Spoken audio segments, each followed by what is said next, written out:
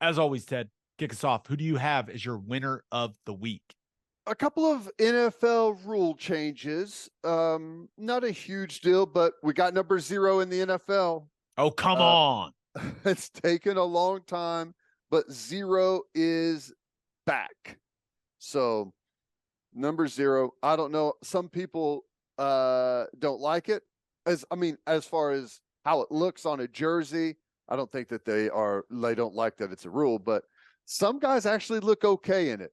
So 0 is back, and I actually like this one, which I'm typically not a fan of anything that makes the game longer, but reviewing failed fourth down attempts that are kind of in question, almost like the automatic review on a turnover or on a touchdown, a scoring play. They're going to take a close look at fourth downs that were failed that were really close. So I think that's a positive. That should have already been, because it is a turnover on downs. That's right. Should have been reviewed already if it was that close. I'm very excited about 0. You're right. I think some dudes look awesome in it. The NFL made a huge mistake, though. Yeah. The fact that they won't, everyone else gets to wear 0, but the O-line and D-line. What are we doing, NFL? We all know that a big fat defensive tackle with a 0 on him would look incredible. I think they're protecting them from themselves. I think they'd look like a donut. Yeah, exactly. That's what we want. It's an entertainment product, Ted. There's nothing better than a big fat guy wearing 0. Like, even the equipment guys, they would buy like an extra jumbo sized 0 to put on there. Yeah. I can't believe they're not letting the big boys. That's discrimination. It's ridiculous. Yeah, that's probably right. And I did forget to mention that they've opened up a whole new group of numbers for kickers. Now, any number from 0 to 49 or 90 to 99 for kickers. Congratulations, kickers. Everyone loves your jersey numbers. Okay. A couple of things that didn't get passed. Reviewing roughing the passer, because there were some horrible roughing the passer calls, right? That are just a football tackle, a normal sack that got called as roughing the passer. Not reviewing those, and it doesn't say, I didn't see like how close they were, but the 4th and 20 opportunity for onside kick, it wasn't allowed, but I feel like it's getting close. I think there was an all-time NFL low of onside kicks recovered. So I think it's coming at some point. They're going to get that approved, I think, as an option. They're doing it in the XFL now. I think it's 4th and 15 in the XFL, but won't be. It may take a little bit, but that does feel like one that's going to happen eventually. Mm-hmm. Yeah, it's an entertainment product. It's more fun. I don't know if anyone cares, but touchback on punt failed. They were wanting to get, some folks possibly wanted to get it to the 25 starting line, just like a touchback on kickoff, and a fair catch on kickoff starting on the 25. Neither one of those are going to be implemented. Good for you, Ted. I don't know. You can barely stand it when OU fair catches the kickoff in the college game. I think your head would explode if you were sitting on the couch on a Sunday and you saw someone fair catch a kickoff. I just say, why 25? Why not on a touchback start at the 50-yard line, right? Start at the 50, or start from where they kicked the ball, right, to make it easier to score. That's what we want, numbers on the scoreboard. All right, who do you have as your loser of the week? I'm going back to the NFL. This time, players. The whole Thursday night football situation is back. And there were, I guess, serious discussions about flexing games to Thursday night. They put that on the back burner. They're not going to do that for now, but 2 Thursday night football games is what they're thinking. What do you think about that? I think that would suck. I don't think people realize, maybe they do, but when you play on a Thursday night in the NFL, you essentially do not practice. Like, recovering from an NFL game it's a process, especially for the older dudes. A normal week, you don't practice until Wednesday. So yeah, that's like walkthrough day for a Thursday night game. Yeah, I remember the Thursday night games because we played in a Thursday night game when I was in Buffalo.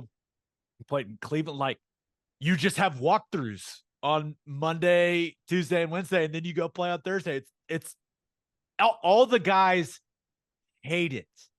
And the fact that you could now play multiple Thursday night games, the players, there may be an uprising of sorts from the first team that has to play in two. I got a novel idea. If Thursday night games are getting horrible ratings, stop playing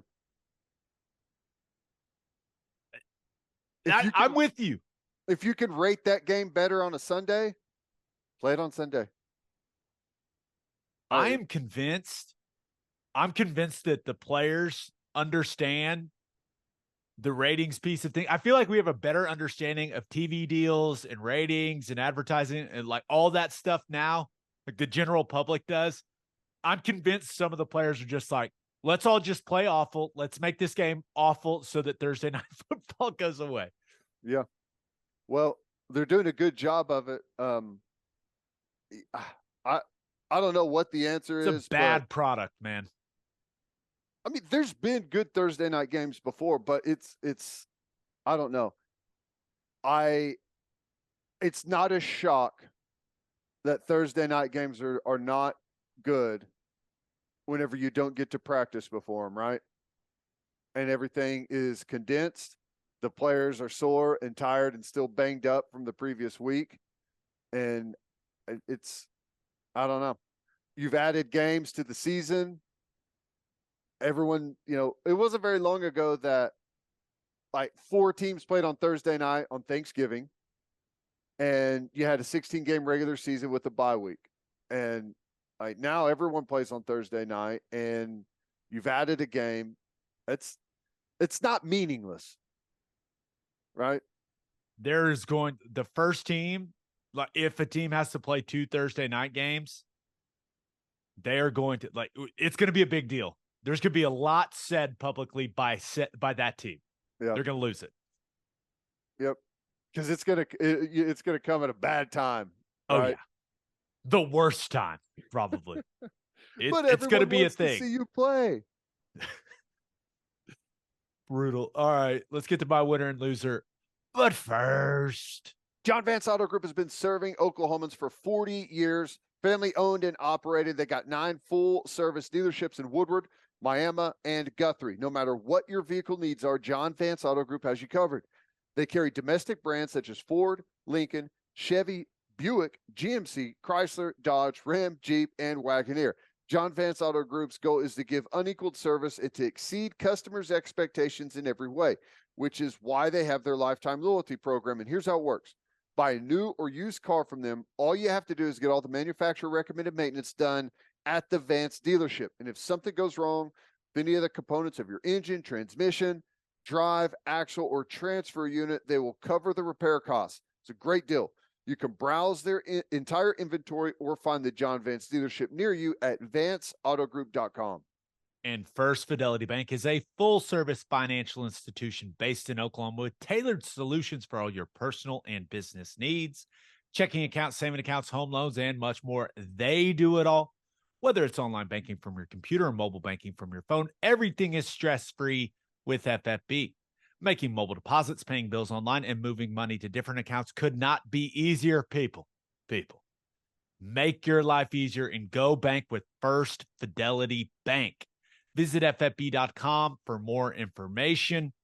All right, for my winner of the week, I thought about going with Bradley Beal just because I think this story is hilarious. And I don't know if anything's going to come of it. I don't know if it's going to cost him some cash, but it's funny, man.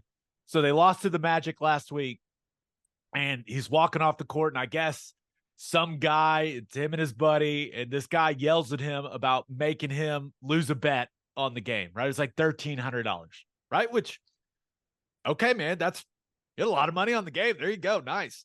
But the guy's yelling this stuff, totally thinks nothing is going to come of it. Bradley Beal hears it, stops, walks right over to him and his buddy, gets in their face, I guess flips a guy's hat off his head. I love it. People say crazy stuff to NBA players like they can't do anything about it. I love that he just stopped. He was going to the tunnel. He was like, no. I'm handling this. It goes, hey, guess who's in town? Flipper, boom, got him. And I just love, I think players should be able to confront fans saying crazy stuff like this more often. I really enjoyed reading about this story. Absolutely. I don't think there's one of the worst things in sports is the fact that people think because they paid for a ticket to be there that they can say and yell anything that they want at any of the players, right? There'd be a whole lot less of that if there was a lot more of players doing this and not getting in trouble for it. Like, I don't know. I understand, like, you've got to conduct yourself, and you can't just go jumping into the stands anytime somebody says something bad. But I don't know. You can't let the players just go wild out there. But I think needs to be some type of balance. I'm with you. I've said it for years. Sometimes you should just be able to, that someone says something crazy about your mom or your kids or something, like they take it to that level. It's real life, man. It's a slappable it's offense. In Twitter. It's ain't Twitter. We're standing right here, buddy. I think that would be hilarious. Just like, all right, Gabe stops. Here we go. These two are going at it. 10 seconds, 15 seconds. Here we go. The problem is our legal system, because if he slapped that guy would try and sue him for, $10 million, which is ridiculous. And a judge would allow it instead of saying, well, what'd you say to him? Well, I said his mom, this, that, and the other thing. It's like, that's a slappable offense. Court case dismissed. Dismissed. Yeah, because that's what should happen, but it doesn't. Oh, that's funny. All right, but my winner of the week, Ted, sometimes life isn't fair. Sometimes the world works in mysterious ways, the universe, if you will. My winner of the week, Dan Snyder. Guy has been an awful owner. All kinds of problems there with that Washington organization. Had to change the name to the Commanders. Workplace culture issues, right? He was accused of sexual misconduct. There's a huge investigation into that. They kind of got accused of cooking their books, right? Some financial issues. But, I mean, he even had to turn the day-to-day over to his wife.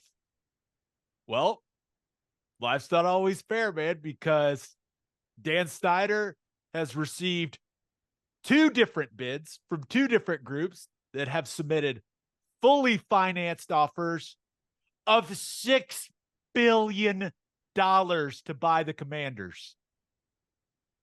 Just a reminder, Snyder was the leader of a group that bought the team in 99 for $800 million. $6 billion. Sometimes good things happen to bad people. Ted, I bet he learned his lesson, though, right? I mean, I saw this. I was like, you got to be kidding me, man. Hey.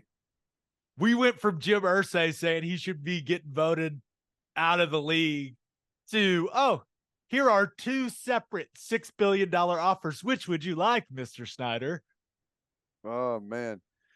Yeah, I remember when I think it was my rookie year.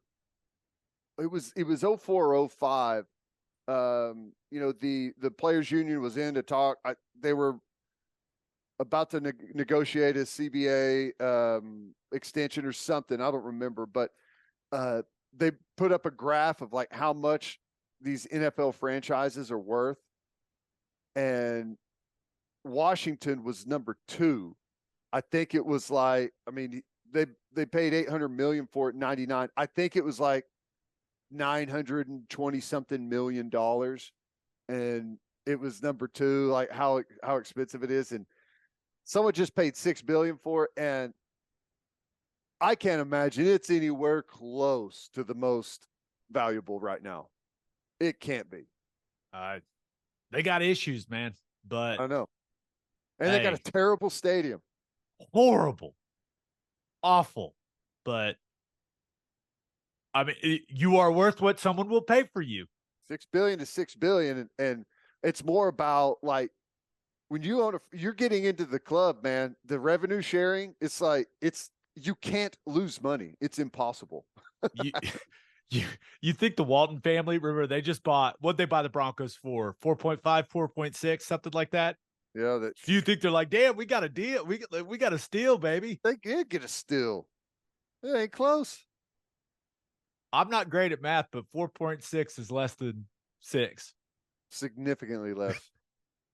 God, Dan Snyder, you got to be kidding me. All right, for my loser of the week. Real quick though, they don't really even have a brand anymore. People don't even know the name of the team. I know.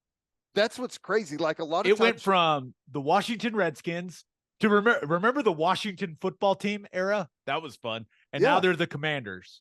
Yeah, they don't. You're not even buying like a massive brand like the Redskins were previously. That's wild. $6 billion, man.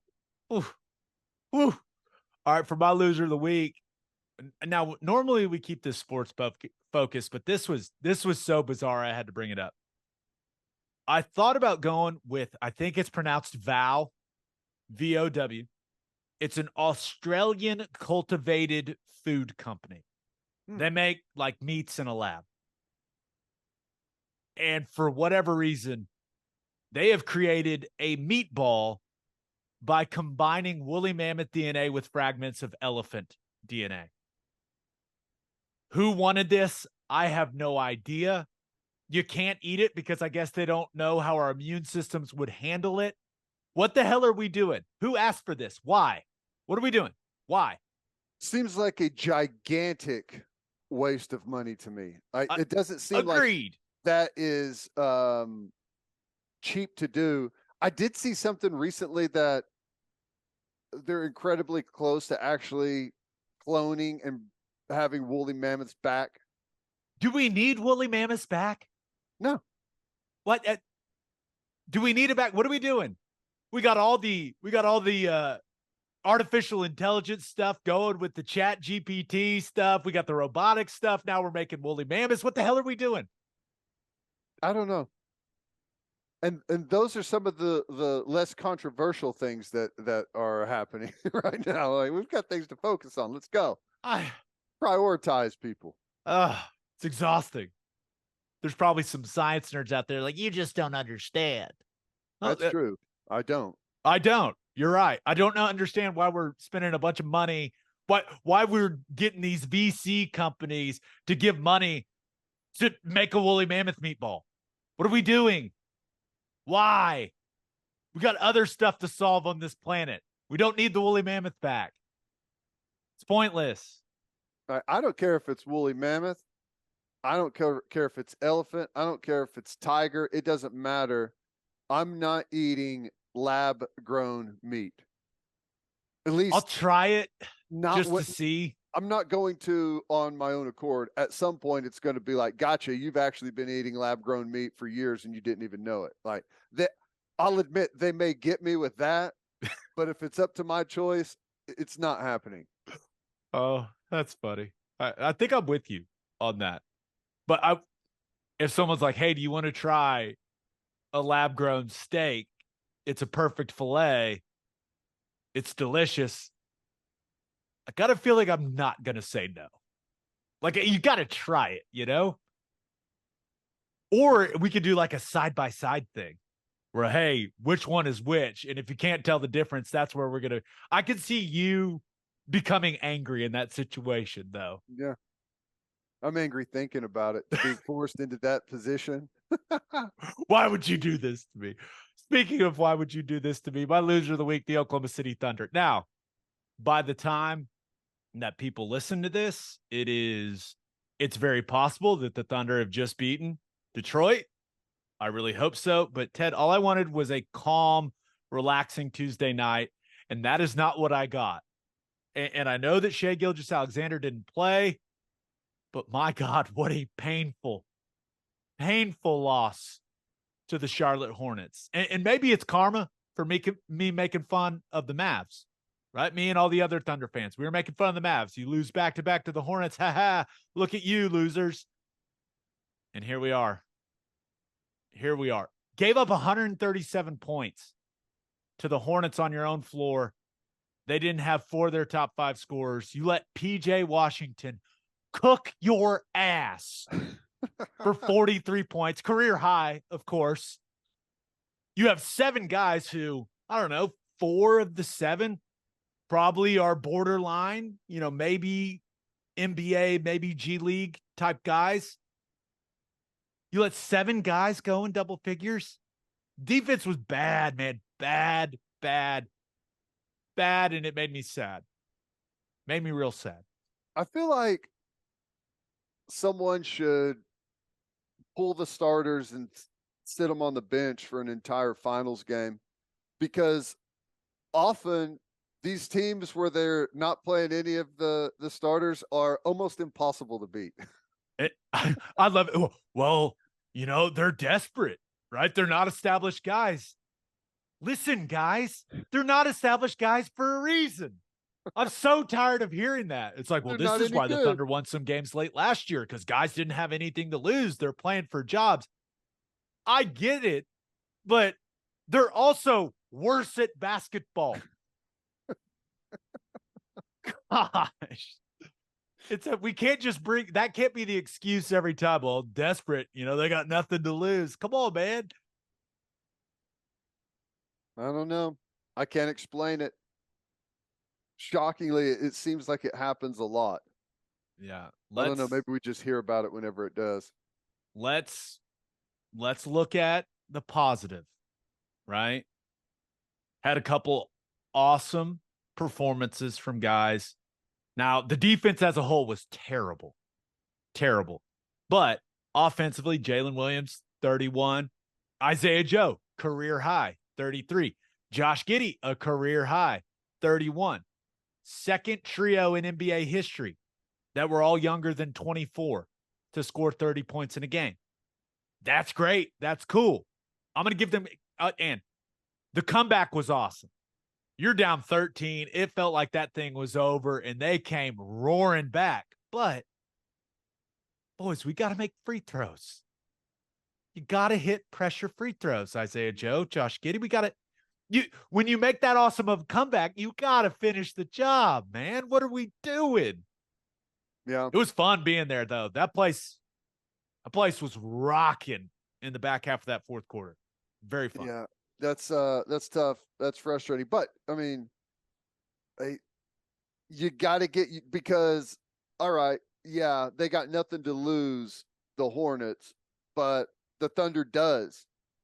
And I don't think any of these guys have really been in that position before, right? No. And it's different where you're shooting foul shots in a pressure situation, and in some of these plays, like, yeah, you always want to win, but now you've actually got something hanging on the line there. It becomes a little bit different.